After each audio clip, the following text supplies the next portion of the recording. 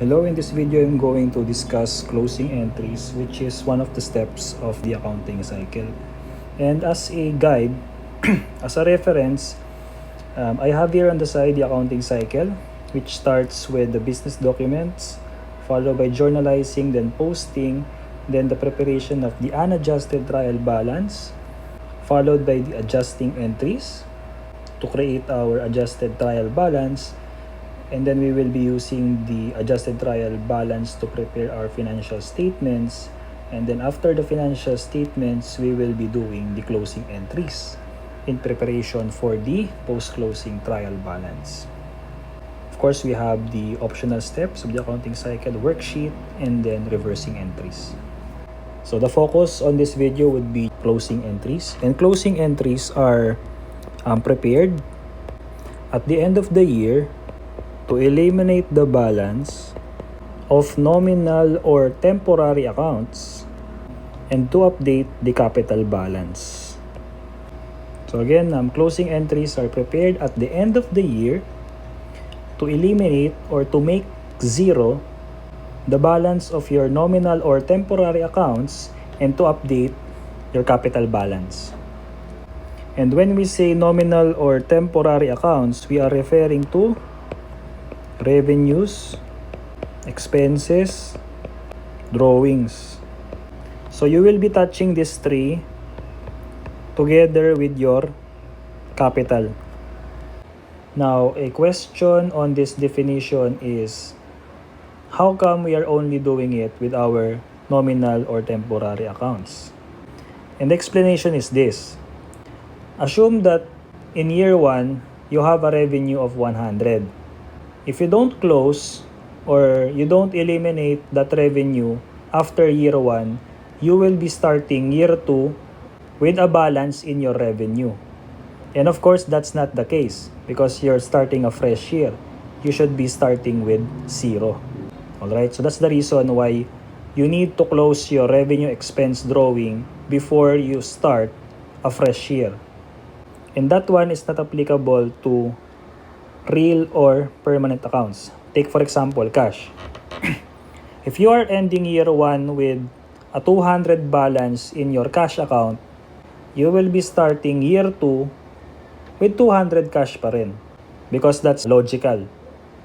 But for our nominal or temporary accounts, you don't want to be starting a fresh year with a balance in your revenue, balance in your expense, and balance in your drawing, provided that they are, as named, temporary accounts.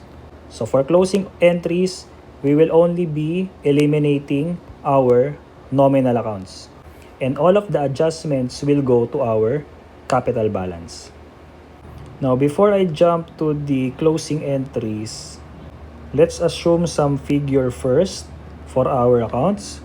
Let's say your revenue is 100, expense of 50, drawing of 20, and then your capital balance, let's say, is 300 pesos. Again, your intention is to eliminate or make zero your nominal or temporary accounts. Now, let's try to eliminate first your revenue. Let's eliminate this. Again, closing entries are prepared at year end. So, assuming calendar year, 12/31. The normal balance of revenue is credit. So if we want to eliminate our revenue, we have to debit it.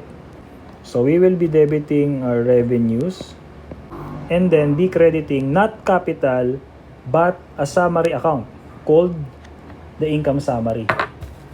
So let's first use income summary before capital. Again, it's 100.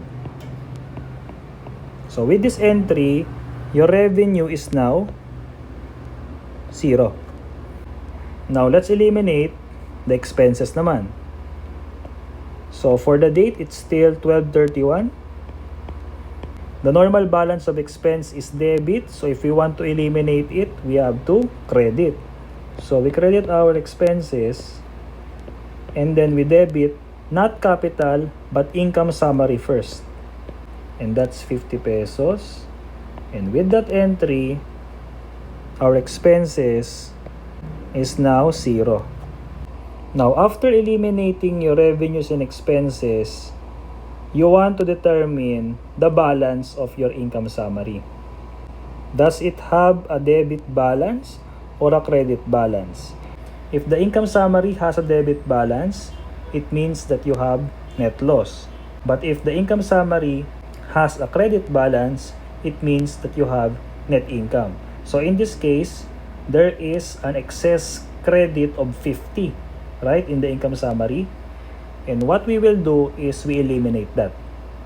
So we will be eliminating our income summary of 50 and then be adding our capital. So we are doing this for us to determine what is our net income or net loss. Again, in this example, there is an excess credit, meaning there is net income, 50 pesos. And after determining the amount of our net income, 50 pesos, you can eliminate it and then add it in your capital. So for this entry, the third entry right here adds 50 to our capital balance. So this now will be 350. Now how about for the drawing right here? How do we eliminate that? So for the drawing, you don't need to come up with an income summary anymore. You can just go ahead and make it 0 and then decrease your capital. The normal balance of drawing is debit. So if we want to eliminate it, we just have to credit. That's 20. And then we have to update our capital balance. Decrease by 20. So after this entry, your drawings is now 0 while your capital is 330. Alright, so what we did is we eliminated all our nominal or temporary accounts and then we updated our capital balance, which is now 330. And that is how we do the closing entries. But sometimes you can prepare the closing entry in just one go, meaning in just one journal entry. What you will do is you set up the date, so 12/31, and then eliminate all of your nominal accounts. So if I want to remove my revenue of 100, I just have to debit it. So debit revenues 100. For expenses, if I want to remove it, I have to credit it. So I will have to credit my expenses 50. And then for drawing, normal balance is debit. So if I want to eliminate this, I have to credit.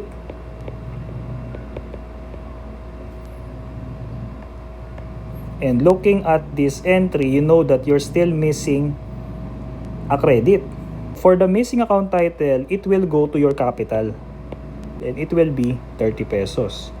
So after this entry, your revenue is 0, expenses 0, drawing 0, and your initial capital will be added by 30. So same.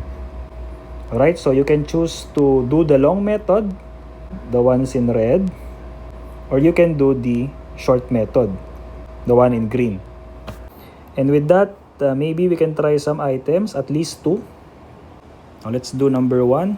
We are given service income of 150, capital beginning of 300, drawing 30, rent expense 60, utilities expense 55, and salaries expense of 50.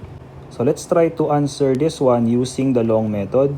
We will be preparing multiple entries. So assuming calendar year, we will be dating the closing entry on December 31. Let's first close our service income. The normal balance of service income is credit, so we have to debit it. So let's debit service income and then credit income summary. Amount is 150. And then after that, let's close our expenses. The normal balance of expenses debit, so we have to credit this 3. This one, and then this one. So rent is 60, utilities 55, salaries 50. And then for the debit, we'll have income summary and the amount being the total of our credits. So that's 165. After closing both revenue and expenses, we can now tell if the company was able to earn during the year or suffered a loss. In this case, since the income summary has an excess debit of 15, we can say that the company suffered a loss. So now let's apply that net loss to our capital.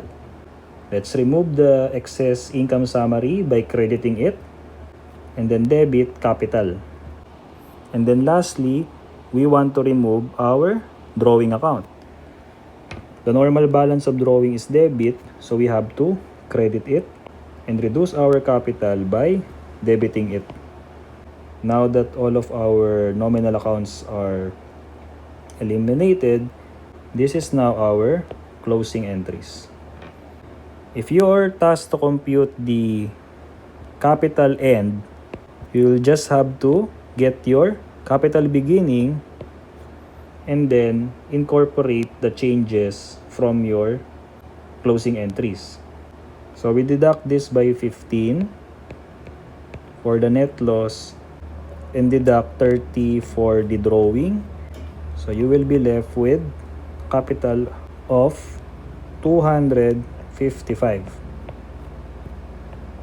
So that's the capital end.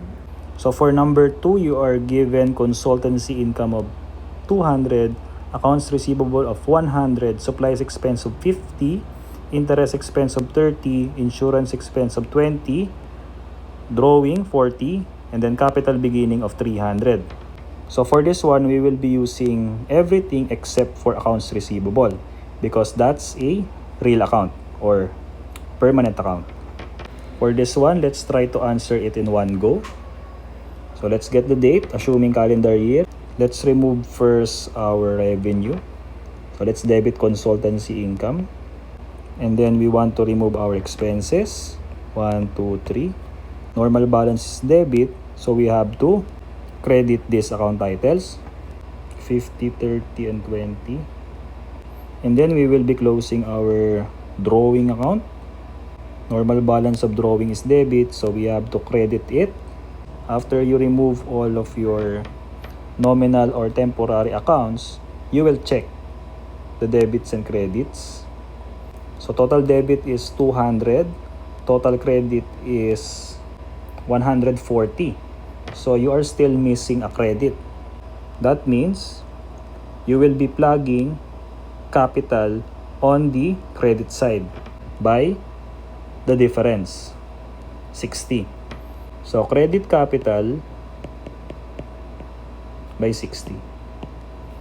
Then after that, this is now your closing entry.